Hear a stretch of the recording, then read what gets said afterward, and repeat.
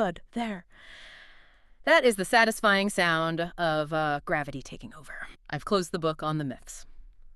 Welcome back to our table here at Cafe Karma. I hope you've ordered your melange and settled in because, well, our last conversation about the cosmic origins of Bharani was nice. It was very nice. But today we are done floating in the clouds. Today we land hard. It is good to be back.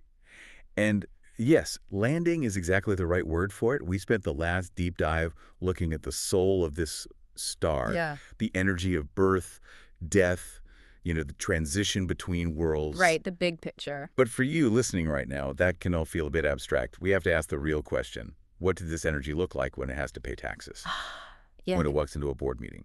Or when it just gets a migraine. Exactly. We are looking at the earthly plane of Bharani. We are stripping away some of the poetry and looking at the biology, the psychology, and just the messy business of being a human with this energy. And I have to say, looking at the data, the behavioral profiles, the sheer intensity, we're not dealing with a lightweight personality here. This is heavy stuff. Schwer Kost, as we say in Vienna.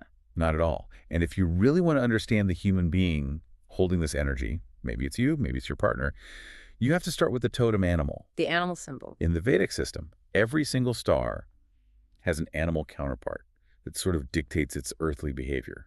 For Bharani, it is the elephant, specifically the Gaja, the male elephant. Which, just purely from a biological standpoint, is fascinating.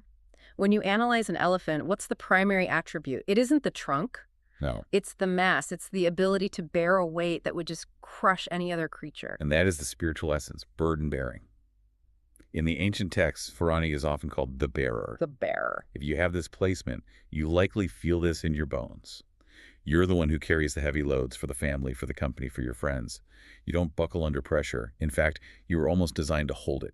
You're the pillar. But let's look at the survival mechanism of the elephant, because there's a trait here that translates terrifyingly well into human psychology. I know where you're going with this. The saying, an elephant never forgets. It isn't just folklore. It's a biological imperative. And statistically, for Bharani natives, this is both a superpower and a curse. It's true. They have a frighteningly accurate memory. Frightening is the word. They are the keepers of history. If you did a kindness for a Bharani person 10 years ago, they remember the date, the time, the weather, and the feeling. They hold on to gratitude forever. They will repay you when you least expect it. Yes, but we have to be honest about the flip side. The sources are very, very specific about this, and it's where that elephant nature gets dangerous. Right. They absolutely never forget an injury or a betrayal. No, they do not. The elephant remembers where the water hole is, but it also remembers exactly where the poachers are. If you are a Bharani native, or you're married to one, you know this dynamic.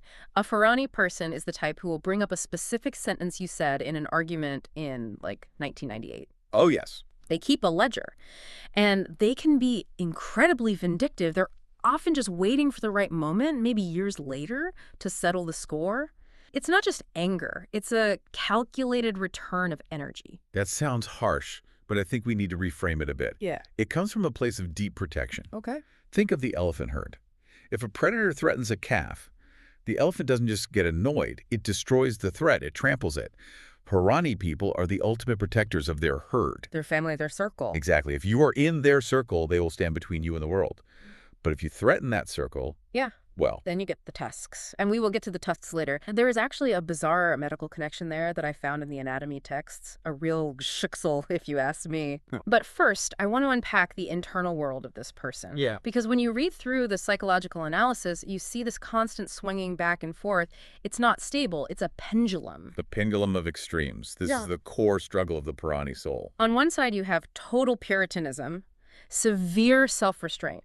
These people can be ascetics, disciplined, eating only raw vegetables, working 18 hours a day, denying themselves everything. And then snap, the pendulum swings. Suddenly they're bohemians. Excessive pleasure, food, sex, material joy, buying expensive art. It's all or nothing. That makes perfect sense if you remember the two ruling forces we discussed.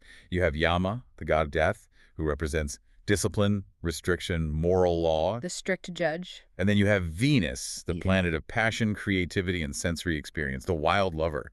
The Bharani native is constantly trying to mediate a fight between them. And that creates a lot of internal friction. There's another metaphor in the text that explains this, the sensation of being a Bharani native.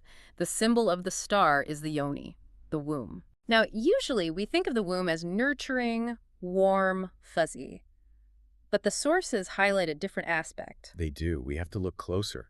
Think about the experience of the baby inside the womb, specifically right before birth. It's the place of creation, yes, but it's also cramped. Restricted. It is a tight squeeze. There's no room to move. That's the psychological imprint. The sources suggest that Bharani people often feel that life itself is a tight squeeze. They feel perpetually restricted by their circumstances, by their boss, by traffic laws, by family obligations. There's this latent birth trauma, this feeling of me against the world, of needing to fight just to get out. Which leads directly to their notoriously complicated relationship with authority. Complicated is a very polite Austrian way of putting it. Ah, well, yes. They naturally distrust authority figures. Remember the myth? Yama rebelled against his father, the sun. He felt rejected. He felt the injustice of it all.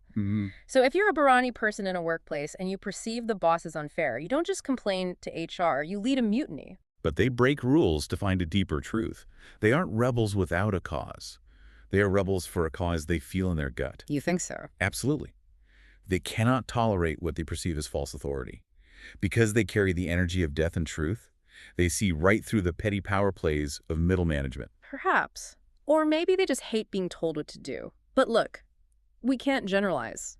As a man who appreciates structure, I want to break this down using the Pedas. The 4 quarters. This is essential. In Vedic astrology, the star is divided into 4 parts, and each part changes the nuance of the character. It's like looking at the same landscape through 4 different colored lenses. Exactly. It's the fine print of your contract with the universe. So let's run through them. If you're listening, check your chart to see which pada your moon or ascendant is in. The first pada is in the Leo Navamsa. Leo is the king. This is the lion energy mixing with the elephant, fire and earth. So here, the creativity becomes very self-centric. I call this profile the general. They are highly creative, yes, but they have immense willpower. They can be a bit egoistic, extremely driven. A first pada Bharani is not a worker bee. No. This is the CEO who burns the midnight oil and expects everyone else to do the same. They have that sun-like drive. They want to leave a legacy. Then we move to the second pada, which is in the Virgo Navamsa, and this changes the flavor completely. Virgo is earth. It's service, detail. Correct. This is the administrator. This is the organized one. If the first pada is the general giving orders, the second pada is the quartermaster making sure the army actually has boots and ammunition. I like that. They're disciplined, clever. If you need someone to actually carry those burdens we talked about, the logistics, the planning, the execution, you want the second pada Bharani. They organize the family reunion and remember everyone's allergies. And then the third pada. Libra Navamsa, ruled by Venus. So double Venus energy. Since the star itself is ruled by Venus, and this quarter is ruled by Venus. It's pure charisma. This is the diplomat or the lover. This is the most social and sexual quarter of the star. They're balanced, fearless, and deeply relationship-oriented. They're much less about the fight and more about connection. They can charm anyone. They can sell ice to an Eskimo because they understand desire. They smooth over the rifts caused by the other padas. But then we drop into the fourth pada, Scorpio Navamsa. The deep water. The professor in me calls this digging in the cellar. This is the most intense, the most extreme position of the star. Scorpio brings in paranoia, mysticism, secrecy. This is the energy of the occultist, or the investigator. Precisely. Highly volatile transformation energy. These people aren't interested in small talk. If you sit next to a fourth pada Bharani at a dinner party, they don't ask about the weather. They ask about your childhood trauma. They go right for the secrets. They want to know what you hide. It can be uninhibited, sometimes even cruel, but it's incredibly penetrating. They find the truth no matter how buried it is. It's fascinating how the same star can produce the organized administrator and the intense occultist. It shows we're not just one thing.